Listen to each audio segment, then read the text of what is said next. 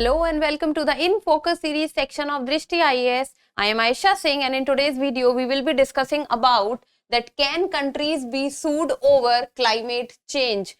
Is there any legal obligation that if any country who is not following the climate change protocols or what has been the guidelines given to the developed countries or developing countries, can there be legal obligations regarding it? This is all we'll be looking today. Let us first see the timeline of the video. First, we will be looking at the news, then about the resolution, then India's position on the resolution which has been moved by the underdeveloped countries or the vulnerable islands, then what countries are looking for in the resolution, in the end a prelims MCQ. This topic is of relevance from General Studies paper 3, that is environment and ecology, especially from the climate change aspect and also from the conservation aspect. So let's get started and see the news. The news has been taken from the Hindu Explained and it says, can countries be sued over climate change?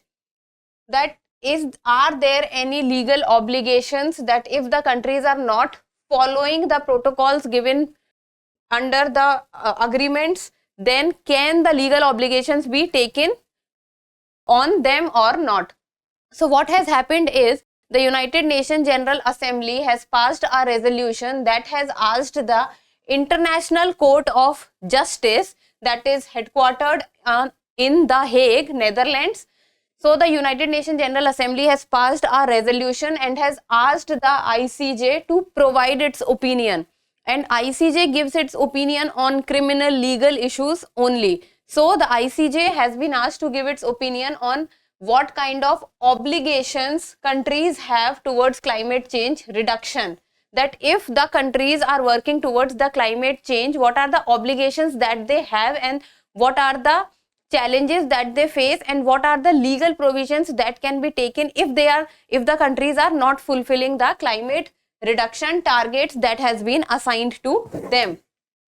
And this is based on the promises they have made on the UNFCCC, that is United Nations Framework Convention on Climate Change, because the countries have signed to it and have said that they will be working towards reducing the overall growing temperature well below 2 degrees Celsius, and if that can happen, then only till 1.5 degree Celsius. Also the Paris Agreement, this has been talked about in the Paris Agreement also.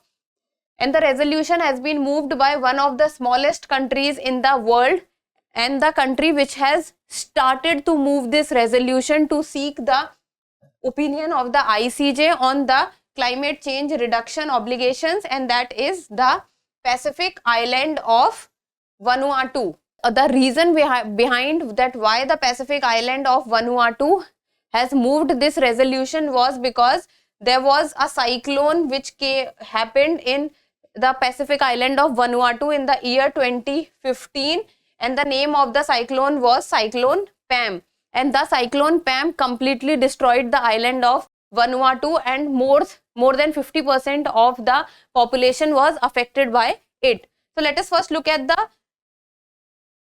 position of Pacific island of Vanuatu on the global map. So this is the Pacific island of Vanuatu, lies in the southwestern Pacific. That is, see, this is Australia, this is New Zealand, and this is the location of the Pacific island of Vanuatu. So if you have to say that in Pacific island where it lies, so it lies in the southern western side of the Pacific island, and it is famously known that all the islands, there are many islands in the Pacific island of Vanuatu, and it is a mixture of many islands. So popularly it is said that these islands are in the shape of a Y. This is the shape of these islands. It is not that all the islands lie in it, but ideally it is said that the location or the shape of these islands is in the shape of Y. So you need to know that the location of Pacific island of Vanuatu is, you can say, near Australia and New Zealand, and that is the southwestern Pacific. Then let us talk about that what is the resolution that has been moved by the Pacific island of Vanuatu and has been supported by many other small vulnerable islands also who are suffering from the challenges which is posed by the climate change or the global warming, and because of the climate change that the melting of glaciers etc. are taking place, and because of which the length, or you can say the points of the ocean is rising. So see, if I tell you in very simple language what happens, imagine that this is a island nation which has been formed by the volcanic eruptions, and already the island nation are not placed at a very good height from the continent or from the land. So they are already placed and covered all around by the oceans. So what happens is, because of the climate change and the global warming, because the length and the height of the ocean, which was earlier suppose here, now is slowly and gradually over the years are increasing. So if you can think that earlier the location which was here have slowly over say around last 50 years have, or last 100 years have come and have increased to this. So now what will happen to those islands which are placed and are covered by all the oceans around it, or from all parts has been covered by the water. So these islands are the islands which are mostly at risk, and these are the small island nation, vulnerable island nations. So this is the problem, that these kind of island nations, they are running over a problem that in future they might reach a time and a position where they will be submerged. So imagine that after, you can say 500 years or 1000 years, if this level reaches up to this, then what will happen? Over a period of time, the island nation will be submerged in water. So the resolution, the draft resolution, that is A/77/L.58, this invoked Article 96 of the United Nations Charter to ask the ICJ, that is International Court of Justice, to deliberate on two questions. So the two questions which has been asked are, first is, what are the obligations of state to ensure the protection of the climate system for present and future generation? That how the climate system would be protected first. Second is, what are the legal consequences under these obligations for states? Are there any legal obligations which has been put on these states or not? And then, where they by their acts and omission have caused significant harm to the climate system, particularly for small island developing states. As I just told you that the small island developing states are the one who are suffering the most. So these, the two questions which has been asked in the charter is, first is, what is the protection, are there any obligations on the protection of the climate system, and second is, what are the legal consequences regarding it. So the resolution refers to several international protocols also, because the international protocols are related to the climate change and the reduction that countries have to take place with regard to these international protocols. And these protocols are Paris Agreement in 2015, one of the most important agreement when it comes to climate change, that we have to restrict the temperature well below 2 degrees Celsius and ideally at 1.5 degrees Celsius. Then United Nations Convention on the Law of the Sea, that the seas needs to be protected properly. Then Universal Declaration of Human Rights, because the people living on the small vulnerable islands, their rights will be violated if they won't be protected, and their small island won't be protected. Now let's come to the position of what is India's position on this resolution. Usually India has always been in favor of demanding the compensation from the developed countries who has largely been behind the temperature rise in the last many decades. But this time India has been silent on this move and is primarily waiting for the United States of America or the China, that what are they doing, and India is observing them. So on this time India is silent on this move, and it has referred the resolution to legal authorities in the countries, so that India can see that what can be done with regard to the judgment which would be given by the International Court of Justice. And India has updated its NDC. NDC is nationally determined contribution, and nationally determined contribution is assigned by almost every country, that what the country would be able to do on its own on national level, that how they will be able to control the climate change in the coming future and what would be their goals.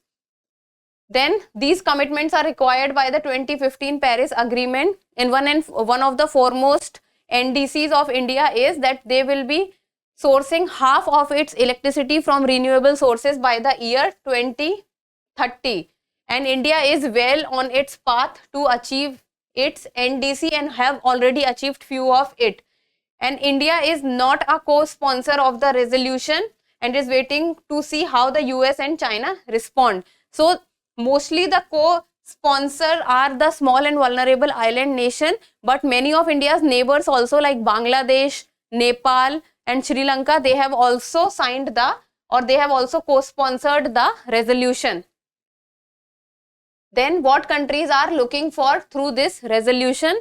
So that will be, they want a legal opinion from the International Court of Justice and is expected to bolster the efforts under the UNFCCC. Because if the International Court of Justice says that yes, there are legal obligations on the countries, then it will become easy for the small and vulnerable island nations or the co-sponsors of this resolution and the countries who have already suffered because of the climate change points, then it will become easy on their part to ask for compensation. Then to ensure all countries work towards mitigating climate change and global warming to the suggested 1.5 to 2 degrees Celsius limit. So this is one of the foremost point, that the temperature limit has to be there. Then climate reparations by the developed world, that the developed world or the developed countries like Russia, China, United States, who has always been responsible for the generation of the greenhouse gases and increasing of the temperature, they should be compensating the vulnerable and the least developed countries. Then legal culpability for countries that don't achieve their NDC promises. NDC promises should be made mandatory for almost everyone, that if any country is not following them, they should be able, or they should be liable to pay any kind of punishment or something else. Then climate support to the most vulnerable parts of the world battling the effects of the global warming. Because the vulnerable part, as I've already told you, is majority of them are the small island nations, and especially among them, if I would say, then the nations who has been formed because of the volcanic eruptions and So these are the islands or the small countries which are actually facing the burnt of the time, because they do not even have the capital resources and the natural resources also to help themselves.